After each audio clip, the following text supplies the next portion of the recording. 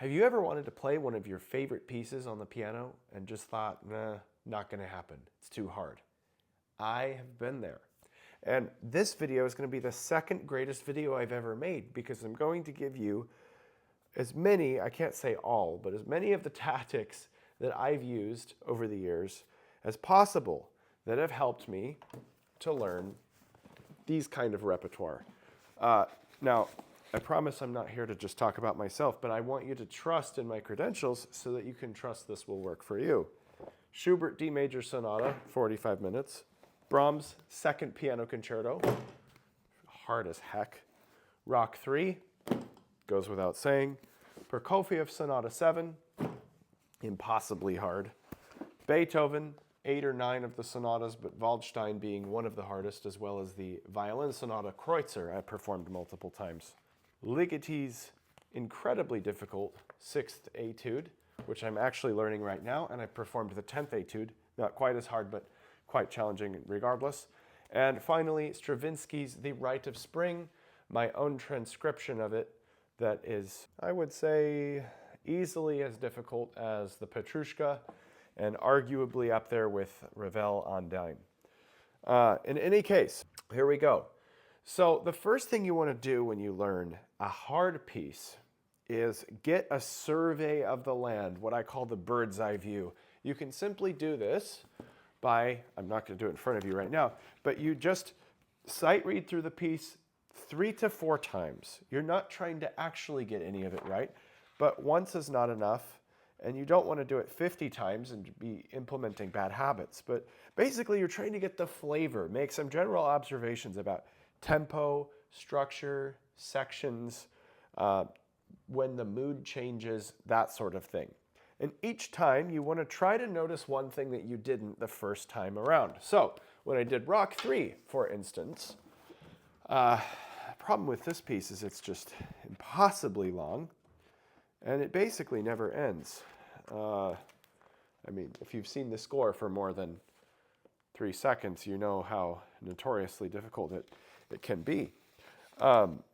Oh, look, I still have my practice notes from this. I forgot about that. Anyway, I've got pages of patterns and rhythms I wrote down. Actually, I should probably get into this later, so I'm going to leave those out because there's some strategies that I used. In any case, so you want to get the survey in the bird's eye view. With Rock 3, that was the biggest project that took the longest outside of the Rite of Spring. It was about 3.5 months. Now I claimed that the other day on a video and somebody doubts it. And it's like, you have to provide proof of this. Now, I will admit I do not have a recording of this. However, if you want to look on literally every page of this concerto, I have markings, fingerings, that's the 4th concerto. Observations, tempo markings, slurs, pedaling. It's well loved. I mean, you can clearly tell I studied it. It's not something that I made up. In any case, people will doubt regardless. What I can prove is my Rite of Spring recording is online if you want to check that out, which honestly I feel like is harder than this piece in many ways. But that said, the reason I was able to learn it so quickly, first of all, I had played almost all of these other pieces first, so I had a lot of experience. I had already finished my degree. I had played some of Rachmaninoff's hardest etudes, including the Little Red Riding Hood.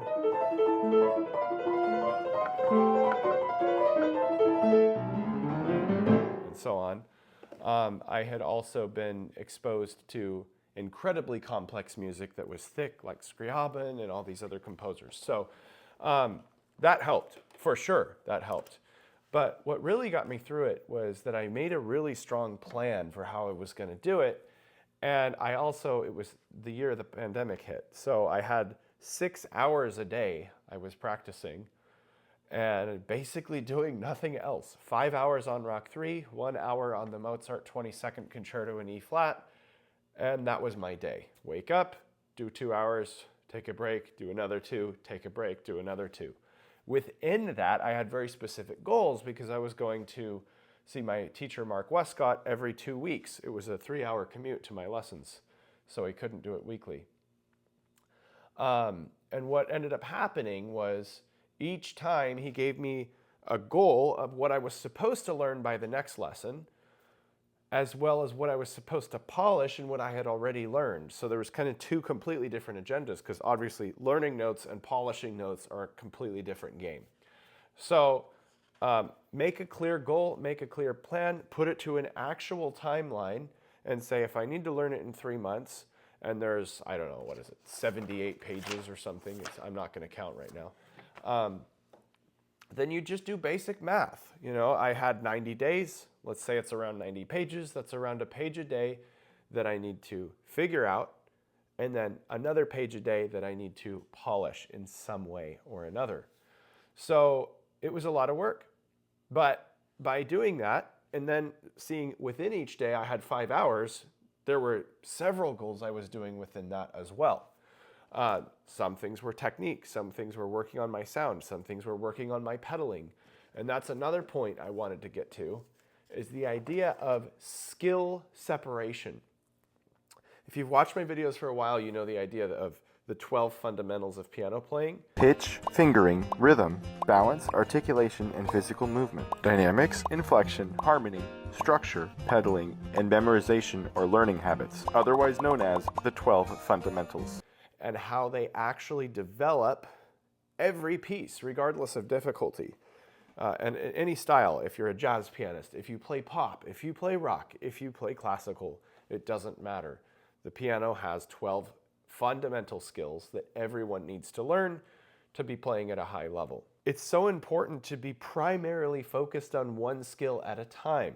So for example, I didn't just try to play one of these cadenzas and just get everything. Now it's literally been 5 years, so I'm not going to play it at tempo.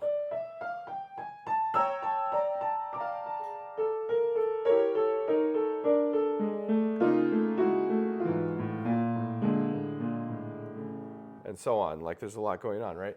What I would do, though, is when I'm practicing it, create 1 or 2 agendas. One pass, I want to improve my clarity. The next pass, I want to improve my pedaling. The next pass, I want to work on my dynamics. And that might be multiple repetitions. It's not just like one try and then move on. But I'm not going to try to get it all at the same time.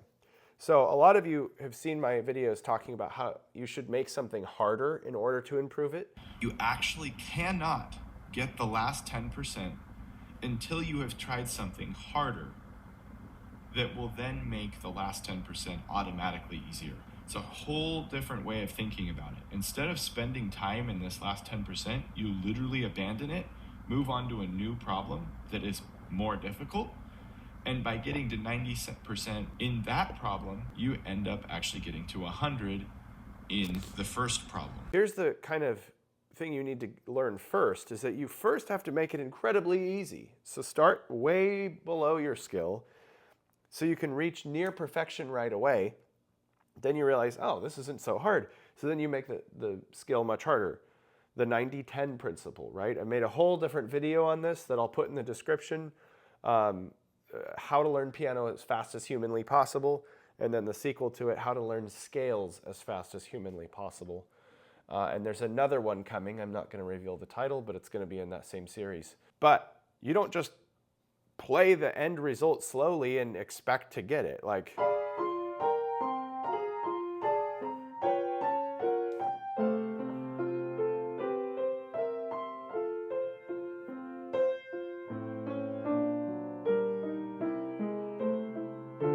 it's not just that and then hope to get it faster. That's kind of how a lot of people practice, is play slow and then grind on the metronome for weeks or months and hope it's better. And then, like, if something's sloppy, they just kind of keep doing it over and over. So you got to go instead to skill separation, using the 90-10 principle to slightly climb up the ladder. Always, never stay in the same bracket. Change up your practice.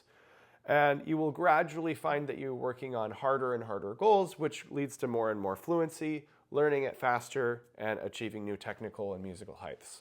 It's so important when you're actually practicing to play in bite-sized chunks. What I mean by that is, when I'm first learning something, I'm not going to read through half a page of this. It's a lot of material. I might literally just practice 4 notes and understand that movement and that exchange. or there's 5. So like one group of 16th notes plus the connection to what it's about to go to.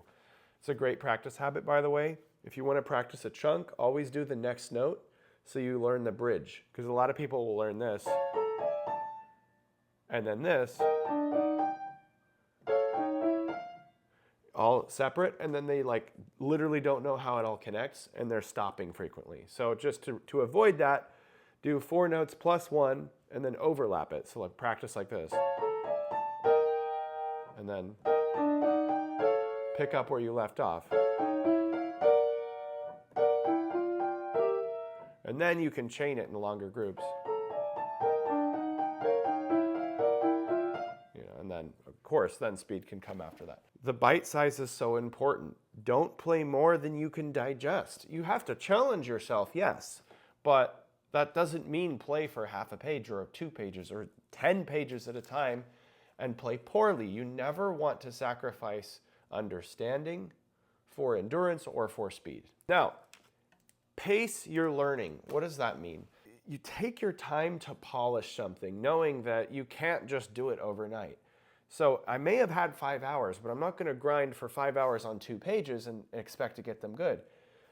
I'm going to grind for 20 minutes on 15 spots. I could have done it 20 minutes each. And it's better to do that for like a week than to practice 2 spots for 5 hours in one day. Because your brain needs consistency, and a night's sleep will actually help things to settle in and into your memory, into your body, into your physics or physique or whatever. It just really helps there. So I always say 2 practice sessions of half the time is better than 1, no matter what the time is. You want to put an hour into Opus 10 number 1?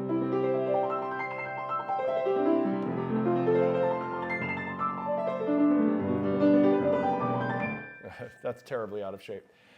You can do that. Problem is, it's actually better to do 30 minutes on Monday and Tuesday than an hour on Monday only. Again, because sleep resets the brain, and everything you learned that day gets kind of stewed around in your mind. So that's even regardless of whether your practice was good or not, it's still going to remember what it did. So pacing it is all about not trying to accomplish things too quickly. Make progress, yes, but don't do everything. Do a couple layers and then move on. Okay, the next part is going to be what I call the X's and the ties. Kind of a confusing concept if you're brand new to it. First of all, in piano music, it's very common that a composer will ask you to hold something and it's not actually possible to do. For example, this is the treble clef, by the way. We're asked to play that E natural as a dotted 8th note. But that means we're playing it while we're also playing this. It's not even possible. Like there's just too much going on. And in fact, the fingering is the same from the E natural to the D sharp. So indeed, it's not possible to hold that E natural the whole time, even though Ligeti has asked for it. Same situation with this F natural because I have to repeat the F natural here. So what I like to do is actually mark in these visuals so I have better control and understanding of what's happening moment to moment. X means lift, slur means connect, right? So this is on top of the musical slur that's endless. It's this idea that I will still be holding the E flat when I let go of the A. And the A needs to release at this precise moment, because if I go down here to the G sharp, I cannot connect that. I need to release it earlier, and people do this instinctively.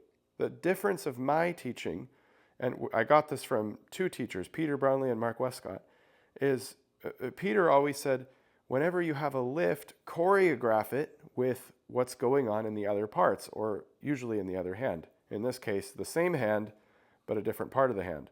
So we already have a 16th rest on the thumb. And some would argue, yeah, but Ligeti said dotted 8th for the A and 8th for the F.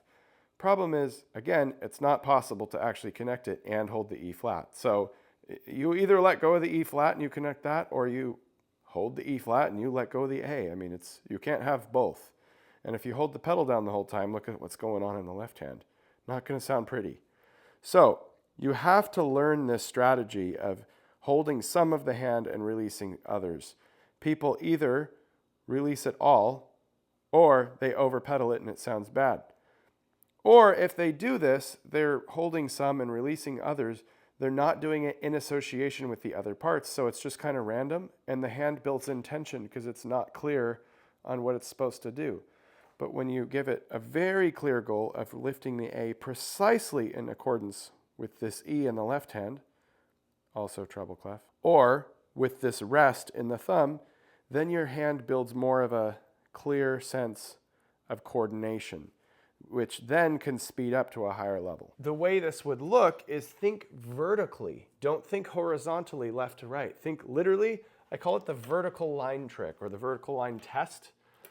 You just take a vertical line and you say, at each moment, how many notes am I actually holding down? So there's what it looks like on the page, and then there's the physical reality of what you're actually doing. Oh, there's a great example of another piece, the Scriabin Fourth Sonata, where again, we can see the things he's asked for are truly impossible to play. So what did I do? Wrote a line to show the continuation, an X to show where things lift, and slurs to show what connects. And by doing this, yeah, it's slow and tedious, but it helped me to actually understand how to practice this and feel comfortable with it. Literally just go through one note at a time and tell yourself out loud how many keys are down. This keeps your focus sharp and keeps you really interested in your choreography.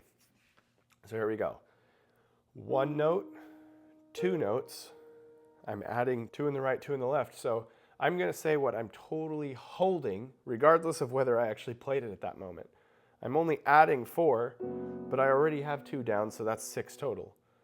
Now I'm tying the right hand and moving to a single note. That's 5.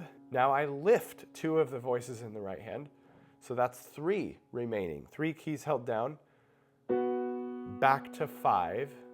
Actually, it's 4 because I have to release this second finger to move it over to the C sharp. And by that moment, I release not only 2 of them in the right hand, but also 1 of them in the left hand. If I were to just take that much, I'll do it again with just the numbers. 1, 2, 6, 5, 3, 4, 2. What you can see in this is that it slowed me down, caused me to be conscious of what I'm doing, and now with practice, I can be more accurate and reliable. Instead of what would probably happen is my hand just sort of mushing, squishing, and forcing myself to get it right. And you get something like that, which nobody likes. So then people will go, that piece is too hard. Let's put it on the shelf. You don't have to do that. If you have this strategy and you're patient enough, you just work through it. You take it over several days, you make a plan. All the things we've talked about in this video, I guarantee you can start learning that. Now, okay, if you started piano yesterday or last year, then no, don't try Scriabin's Fourth Piano Sonata. But you can learn pieces far harder than what you're currently learning through this method. All right, so it would be a shame to make a video about complex music and not address the crowning achievement of my entire career, which is, of course, Stravinsky's Rite of Spring for solo piano. There are 100 passages in this piece that are about as hard as anything in the piano repertoire, but I'm going to just pick one to demonstrate the point. So my teacher, Mark Westcott, has a pretty famous quote saying, complexity is just multiple layers of simplicity stacked on top of each other. Now, what that means is when we have a mental shift about this, we can understand and digest each layer on its own before we put it together. And some people do some elements of this, but I'm going to show you what I do that's a little different than most people. So we're going to start with this, measure 61. I'll show it on screen. And the left hand has a triplet, as we can see here. What's weird about it is it's pulsed in 2s, and it's that way because of the articulation. You get staccato, and then a slur to staccato. So actually, we're hearing it as like 1, 2, 1, 2, 1, 2, 1, 2. See how I'm already breaking it down because I'm not trying to quite yet hear it in threes. I also left out the grace notes. See those D's in between them? So I'm simply understanding the element of 2 that's there in the articulation. That, I'm not just talking about breaking line and line or hand and hand. I'm also talking about simplifying certain things to understand the core ingredient and then add in a layer of complexity. Part of what makes this complex is that we're playing in groups of 2, hearing it in groups of 3, and then within that fitting in the grace note. So I understood the 2. Now I'm going to try to fit in the grace note into the 2, still ignoring the 3. So we just go, just a really quick articulation of that.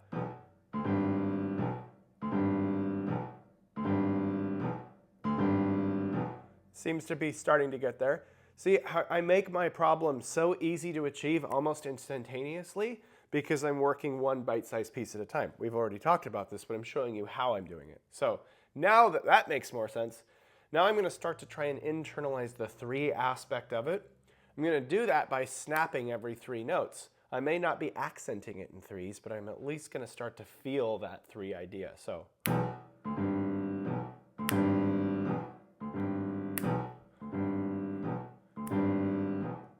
And so on and so forth. Okay, now I'm going to do that a little faster because I've adapted to that problem. And then I'm going to make it a little harder by increasing the speed. So.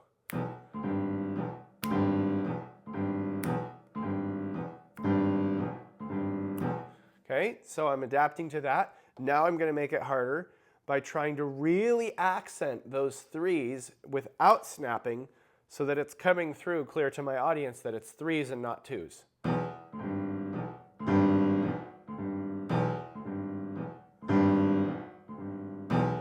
See, now I'm not going to perform it with that much exaggeration, but exaggeration is the key to learning. So I do that until it's branded into my soul and my ear that that is how I want to hear it. And then I can back off and be more subtle, which would actually be harder to do because not exaggerating is usually harder because you have to be subtle. So that would be the final stage of this part of the left hand.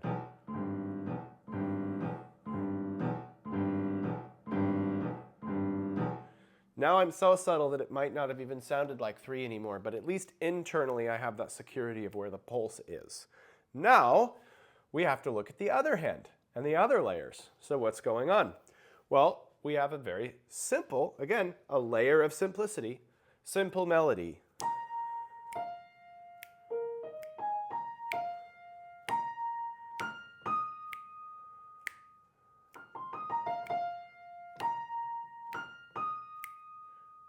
Right? Now, let me break down what's going on. That's the main tune. In between that, we've got these interrupting things. Notice I left them out on purpose. This bottom part of the right hand in 62. Because that's a different instrument in the orchestra, if you're not familiar with the piece. You have to go back and forth. I'm not going to try to create that complex element yet. I want to understand the simplicity of the top before I put it together, right? Then there's the trill, you know.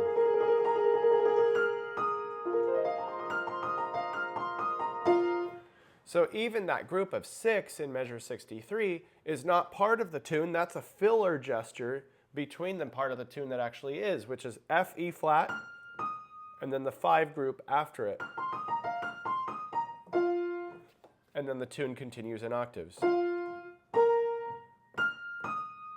Once again, this run of double thirds in 64th notes, that is not part of the tune. It's not... It's not that, actually.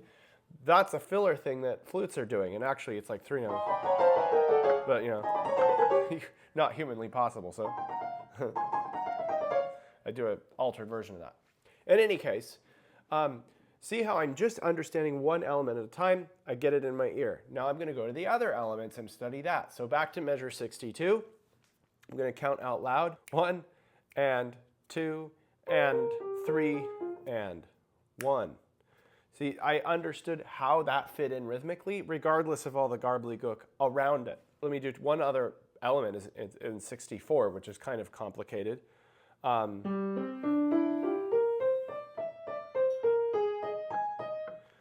That pattern, you might be looking at it going, how on earth does he play that? Well, I did left hand over. I do left hand doing the top F and the top B flat, and then I cross over,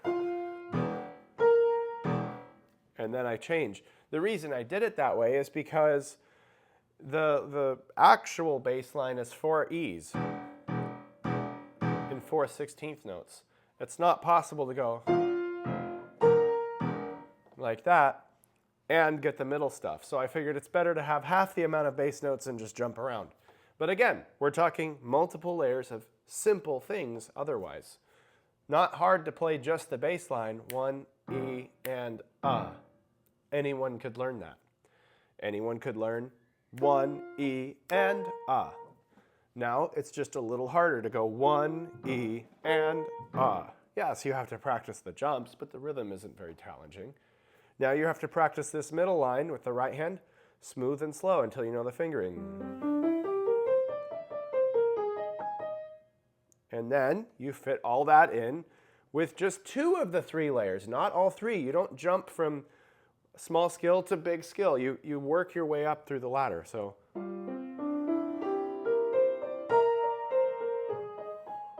slowly. Now I'm going to focus. Now that I have that, I'm going to get the voicing more controlled by smacking it a little bit quicker, and then increase the tempo. Now I do the right hand with the left hand interrupting. And again, a little faster because that felt good. Now, it might be discouraging. You're like, he's getting everything right the first time. That doesn't normally happen. Remember, I played this piece before, so I can't sit down and perform it right now, but it's enough in my memory that when I'm looking at it, I go, oh yeah, that. It's like I'll never completely forget it. So normally, each one of these steps would be 5 to 10 practice repetitions, maybe 15 or 20 even, until I move on. So just keep that in mind too. But now a little faster. Now I have a rule that when you increase difficulty in one area, you have to decrease it in another area. So I'm increasing difficulty by now putting all 3 layers together. So I have to decrease the difficulty by slowing down. I'm removing the tempo challenge and increasing the texture challenge. So here we go.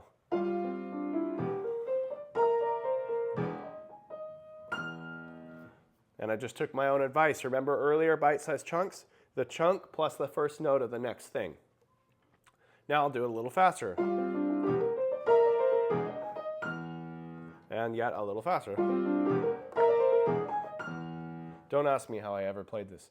The answer to that is this video, this entire video, everything I've said, not just one tip, but all of these strategies working together over years of learning, not years just for this one piece, but years of my whole career of learning everything I can, applying it this way. A little habit over a long time makes a big difference, right? Like James Clear in Atomic Habits talks about the airplane analogy. If you change your course by 1 degree, then you're going to end up like, I can't remember what it was, like 300 miles difference or something crazy, right? Maybe it was 30 miles. But even so, it's like not even at all at the same place. So if you want to be great, one small change over 2 years can make you a lot better than if you just practice for 10 and don't change anything. So keep that in mind. See, it's already kind of coming back a little bit. It's been a while.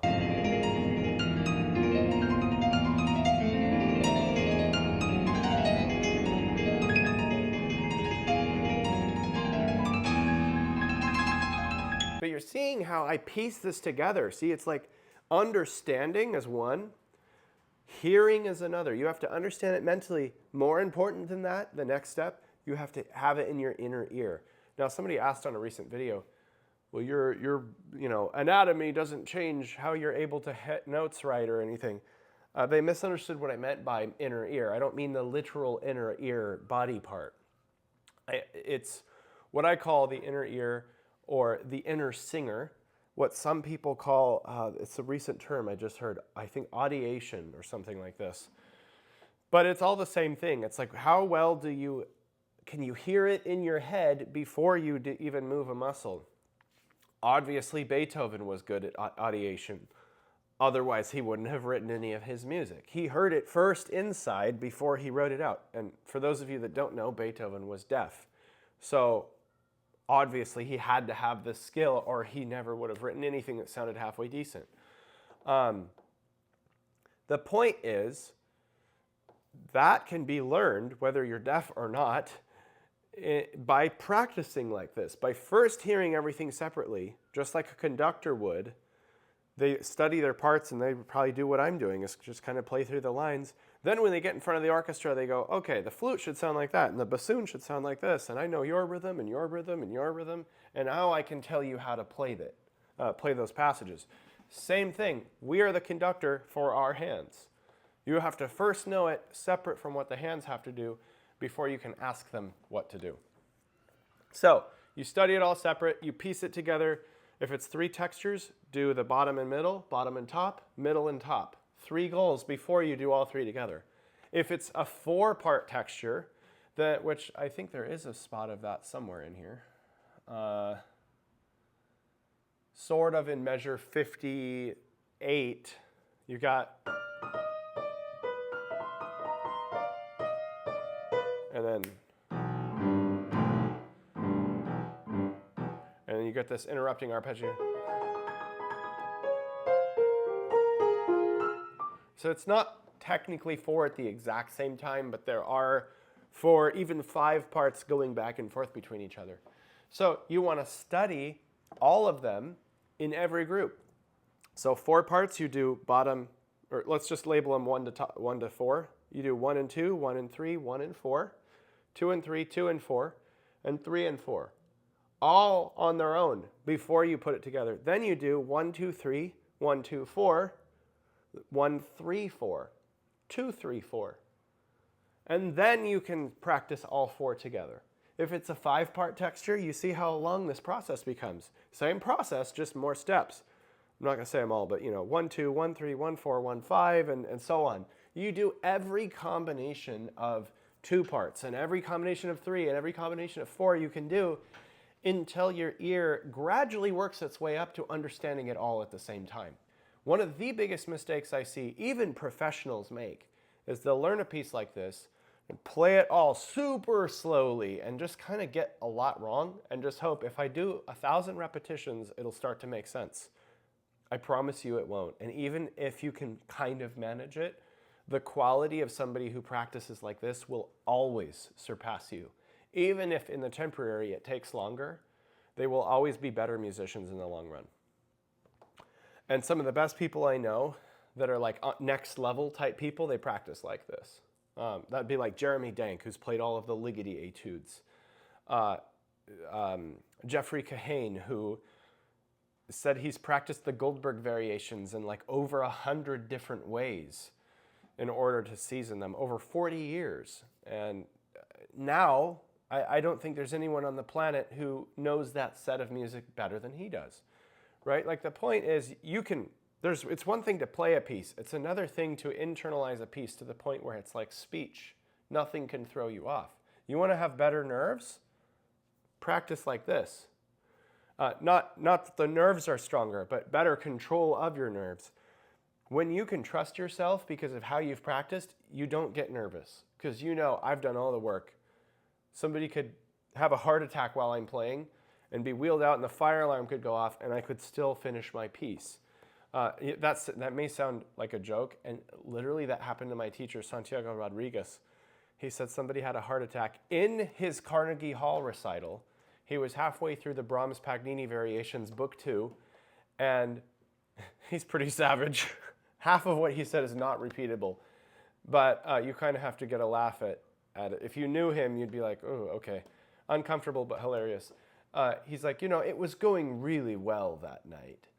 So I just decided I'll let him wheel him out and I'll keep playing. If I had felt shaky or had started to make a memory slip, I would have been like, I'm so sorry.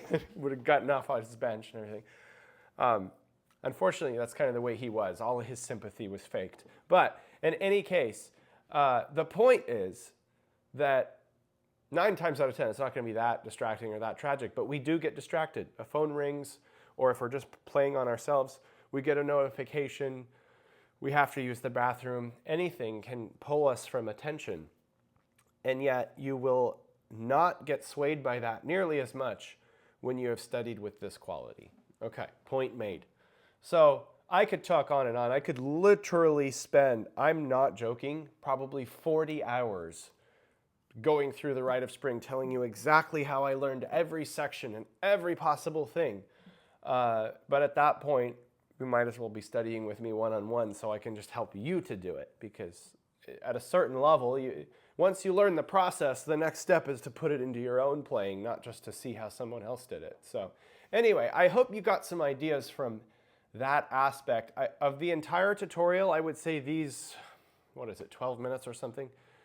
This section about the multiple layers of simplicity is probably the most important, not because it makes the most punch, but simply because very few people actually practice this way. Everything is important, all 9 tips, and I have one more coming. But this one makes the most punch in the sense that it will completely change the way you think about your practice. We've almost covered everything. The last principle, I would say, is what many of you may pass off as the least important, but it's simply to just make it fun. Enjoy the process. I went to school at University of Miami, and there were literally 90 piano majors in my graduating year. I can't tell you how many of them literally looked depressed. I would pass them in the halls. They were practicing 6 or 8 hours a day, and they just looked like slouching, sad faces, bored, unhealthy, uninterested in anything in life. And it's like they would have good skill. They would be playing hard pieces, and I'd see them wailing through, Chopin ballades or whatever, all these crazy pieces. And they looked so bored and so drained. And I'm like, we're musicians, first and foremost, because we love it, not just to be machines or something that spits out another recording of something that's already been recorded 500 times really well and 50,000 times quite poorly, but it's still out there. Like, the world doesn't need another Chopin ballade. The world does not need another Beethoven sonata, Bach prelude and fugue. They've been done to death. But that's not what it's about. We do it for ourselves. My teacher always said, if you aren't happy with your playing, don't expect anyone else to be. And I thought about that, and it can sound arrogant, except when you understand that the heart of it is not that at all. It's that the true artistic standard says that if you don't enjoy your art, it's not worth presenting to other people. There's times and places where it is, when you're trying to learn to get through the struggle and the discomfort. But it's just a mental reframe I think we all need to have. And one of the ways you can enjoy it, not just on stage, but on the everyday, is to make the process fun. Stop turning it into this thing where we got to turn this bad boy on and listen to it for 12 hours, practice slow and gradually work up tempo with that as like that's the only agenda or something. Or even playing wrong notes as the only agenda is like trying to avoid that. I knew a pianist who very tragically was literally locked in a practice room by her parents for about 12 hours a day. And she was literally fed her meals through a slit in the door. I'm not making this up. With a plate of food. She would eat it, send it back as if it was like a jail cell, and be asked to continue to practice. Now, I didn't know this when I first heard her play. She played for a masterclass for Santiago Rodriguez, and she was playing the Liszt Spanish Rhapsody, one of the hardest Liszt pieces, if you ask me. And I swear it was like basically perfect. Maybe Stephen Hoff's recording is the only one that would surpass it. I mean, it was better than Traum piano. It was better than Hamlin. It was better than any conservatory or Clyburn player I've heard. I really like Jason Gillums from the Van Cliburn. It was better than all of those. The technique was just ungodly. It was literally like, how? How do you possibly play that fast, that clean, that sparkly? But I would never trade that for one day in the world for when I learned her story and what she was put through. Tragic. I literally thought, that is the most miserable life I could possibly imagine. Even if you liked practicing that many hours a day, like even Rubinstein said, if you want to be a better artist, do everything but music. Go for a walk, meet people, go get relationships, you know, like try exotic foods, learn other art forms. My teacher he wasn't even a Christian, and he took New Testament biblical studies in college. He took a class on art. He took a class on ancient literature and history, and like he knew so much about everything. He was a gardener. He was a semi-professional photographer. Like, you would think he put only his time into the piano, Mark Westcott, because he was incredibly good at it. But it's actually because he was so good at so many other things that he brought more life into his music. So why am I sharing this? Because I truly believe the level of which you can play is completely related to the level of which you enjoy. I have seen very low-skilled pianists play very high-skilled pieces simply because they purely love it. In fact, one of my students right now, he's not very low-skilled, but he's only played the piano for about 3 years, and he's learning pieces that most people have to practice and have like 6-7 years of lessons in order to do it, and he's doing them well. A Haydn sonata, a Cowell, Henry Cowell piece that frankly, a lot of high school teenagers shouldn't be able to play at all, even if they started earlier. But he loves it. And that gives him that motivation to have fun with it, to try new things, to not make his practice only the agenda to play perfectly. So the mindset is so incredibly important here. Here we go. I mean, this video, my guess is it's been about half an hour.